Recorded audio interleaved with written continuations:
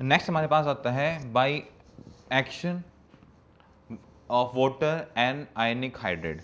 अब भाई देखो, आयनिक हाइड्रेट तुम्हारे पास होंगे तो आयनिक कंपाउंड जो हम यूज करते हैं, सबसे पहले मैं आपको बता दूं कि ionic compound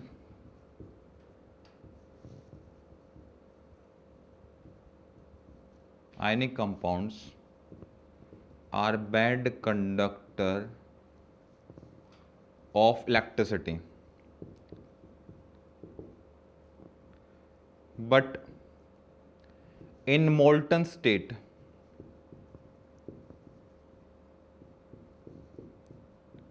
is the good conductor of electricity।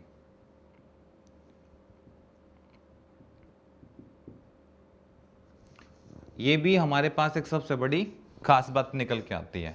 तो अब देखो, आयनिक कंपाउंड होंगे वो generally bad conductor of electricity होंगे, पर जब आप मोल्टन स्टेट में यूज करोगे तो वही क्या हो जाएंगे, गुड कंडक्टर ऑफ इलेक्ट्रिसिटी। अब बात आती है भाई what is the molten state, या मोल्टन स्टेट कहां से आ गई, क्या होती है ये? तो मोल्टन स्टेट वो होती है जब किसी आयनिक कंपाउंड को पानी में डाल दिया जाए, ठीक है, तो उसमें से कैटायंस उसके सरफेस पे आ जाती हैं जो कंडक्टिविटी प्रोवाइड कराती हैं, यानी कि जो एक मीडियम प्रोवाइड कराती हैं चार्ज को ट्रेवल करने के लिए भी। अब यहाँ पे दो चीजें होती हैं, एक डाइल्यूट होता है, एक कंसंट्रेटेड होता है।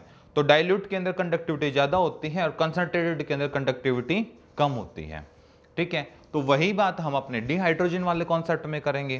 तो डिहाइड्रोजन आपसे क्या कह रहा है कि भाई हमें हाइड्रेट चाहिए, तो हाइड्रेट यूज कर लो, सोडियम के हाइड्रेट ले लेंगे। सोडियम हाइड्रेट जब रिएक्ट करेगा वाटर के साथ, ठीक है, करा दो, तो क्या बनाएगा भाई, वो सोडियम हाइड्रोक्साइड प्लस H2, ठीक है, शायद ये बनेगा, एक ऑक्सीजन आ जाएगा, H2 बचेगा, ठीक है। अब देखो भाई, सोडियम हाइड्रोक्साइड बना दिए इसने, सोडियम हाइड्रोक्साइड बना दी, ये क्या बना दिया इसने, बेस बना दिया, बेस बना दिया। तो भाई अब इस इलेक्ट्रोड का देखो मैं यूज नहीं कर सकता किसी बैटरी सेल के अंदर, क्यों भाई, बेस बना रहा है, बेस बनाने से कंडक्टिविटी घट जाएगी यार, मुझे तो एसिडिक चाहिए जो कंडक्टिविटी को बढ़ाए, मीडियम प्रोवाइड कराए। वहां पे H पॉजिटिव आयन को क्या कर रहा है, डिक्रीज कर रहा है, घटा रहा है। तो हमें उस चीज का भी हमें यहाँ पे क्या करना है, ध्यान रखना है, ठीक है। तो जैसे मैं इसके साथ रिएक्शन कर रहा हूँ, यानी कि सोडियम हाइड्रेट को वाटर के साथ रिएक्शन करा, सोडियम हाइड्रेट को वाटर के साथ रिएक्ट कराया है, तो सोडियम हाइड्रोक्साइड बन गए और H2 गैस यहाँ से क्या हो गई भाई, लिबरेट हो गई। यदि मैं यही रिएक्शन कराता हूँ, किसके साथ कराओगे, कैल्शियम के साथ। यदि मैं यही रिएक्शन किसके साथ कराऊंगा, कैल्शियम हाइड्रेट के साथ, यदि मैं यही रिएक्शन को कंप्लीट कराता हूं in the presence of water, तो आपको पता है जब आपने कैल्शियम की प्रॉपर्टीज पढ़ी थी ऑलरेडी, तो यहाँ क्या बन जाएंगे, कैल्शियम के हाइड्रोक्साइड बन जाएंगे, और प्लस यहाँ से सेम क्या होगा, H2 गैस बाहर निकल जाएगी। रिएक्शंस बैलेंस आप करेंगे, ठीक है, क्योंकि बैलेंसिंग आपको अच्छे से आती है। अब यहाँ पे अब जैसे वाटर की बात करते हैं, क्योंकि मैंने बोला आयनिक कंपाउंड टूटेंगे केस के अंदर, बार बार वाटर आ रहा है। देखो हमने यहाँ पे भी मीडियम वाटर लिया और हमने यहाँ पे भी मीडियम को वाटर लिया है। अब वोटियम वाटर कैसे आयनाइज होगा, ठीक है, अब वाटर की बात कर लेते हैं, ठीक है। जब मैं अपने वाटर को तोड़ता हूं तो वाटर जाएगा H पॉजिटिव आयन के अंदर प्लस OH नेगेटिव आयन के अंदर, और जब कोई H आयन जब वाटर के साथ रिएक्ट करेगी तो वो भी हाइड्रोक्साइड बनाएगा, इस बात का आप ध्यान रखेंगे, ठीक है। कैसे बनाएगा, कोई H आयन, ठीक है, कोई H आयन, ठीक है, क्या करेगी, रिएक्ट करेगी किसके साथ, वाटर के साथ, तो क्या बनाएगी, H2 plus OH, H2 plus OH, ठीक है, H2 प्लस OH नेगेटिव, ठीक है, ये बनाएगी। ये रिएक्शंस मैंने क्यों लिखी है, ये रिएक्शंस इसलिए लिखी है क्योंकि हम प्रिपरेशन किसकी कर रहे हैं, डिहाइड्रोजन की। एक बात आप यहाँ पे और भी ध्यान रखेंगे, जो इंपॉर्टेंट बात है वो यहाँ पे आप और भी ध्यान रखेंगे कि अकेले हाइड्रोजन का जो प्रिपरेशन करना पॉसिबल नहीं है। आप इस बात को भी दिमाग में सेट कर लें। यहाँ पे हमें देखो, हाइड्रोजन मोनोएटॉमिक फॉर्म में मिलेगा तो एनायन फॉर्म में मिलेगा, और डायटोमिक फॉर्म में मिलेगा तो वो एटम की फॉर्म में, यानी कि वैसे तो मॉलिक्यूल होगा पर वो एटम की फॉर्म में होगा, डायटोमिक फॉर्म के अंदर होगा, ठीक है। यदि जब आप इलेक्ट्रोलिसिस प्रोसेस करेंगे तो इस रिएक्शंस का यूज करेंगे, by electrolysis, by bye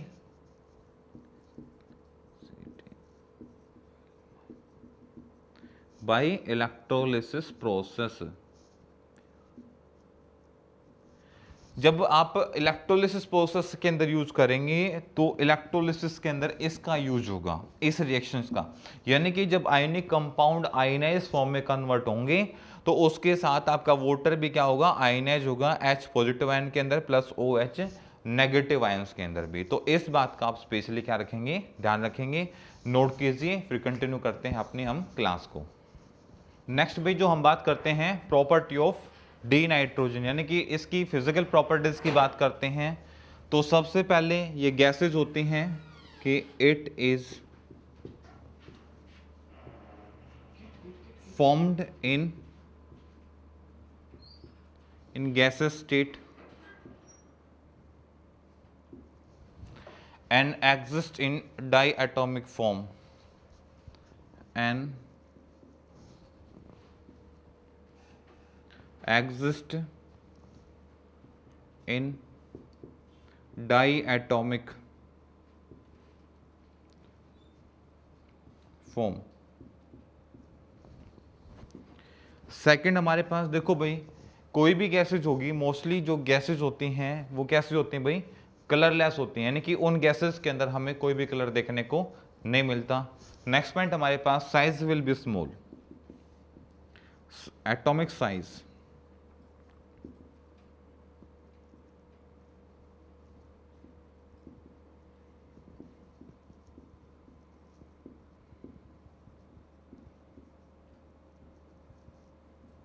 atomic size will be small.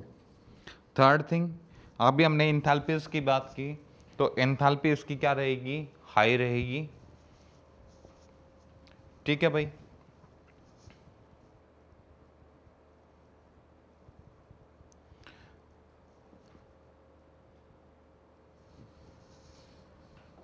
Enthalpy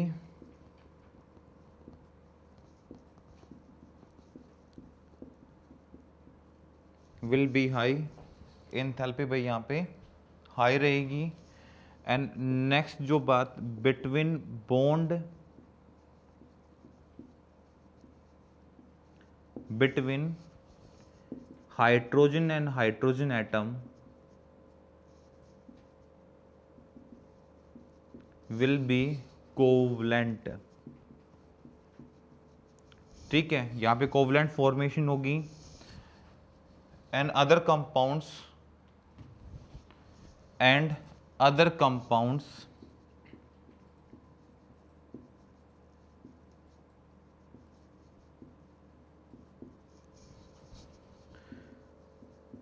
bond formation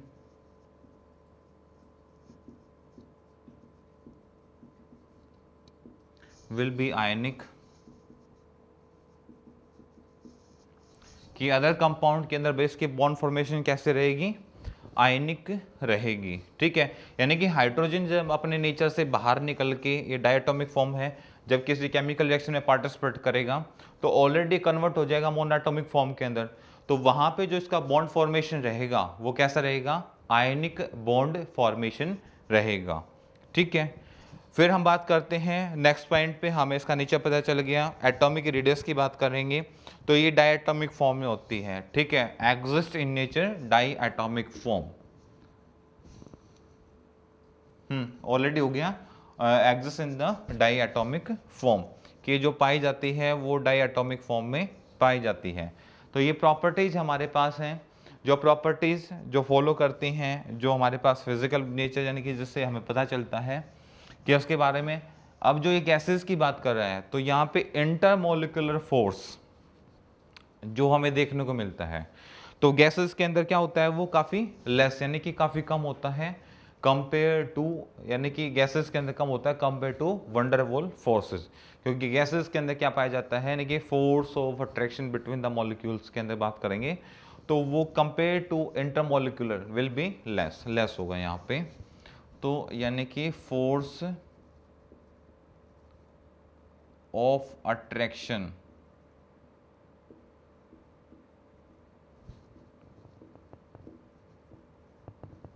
will be less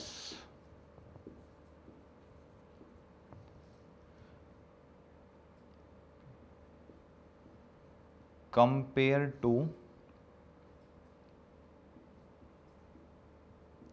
solid and liquid state। कि यहाँ पे फोर्स ऑफ अट्रैक्शन क्या होगा, यहाँ पे force of attraction will be less compare to solid and the liquid state, but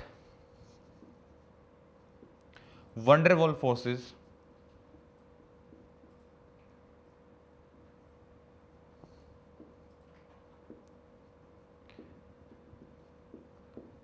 will be high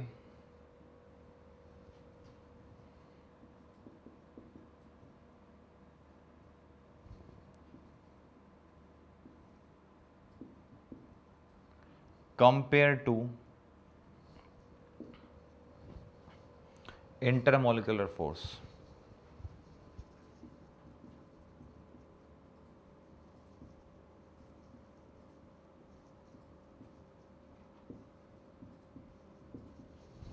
ठीक है भाई, बट जब तक ये आयनिक कंपाउंड फॉर्म में होंगे तो इनके अंदर इंटरमोलिकुलर फोर्स ज्यादा होगा।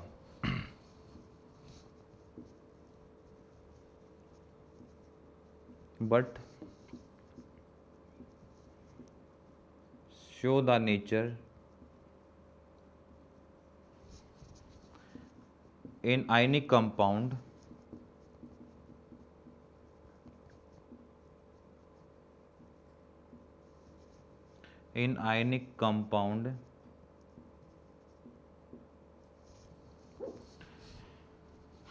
then intermolecular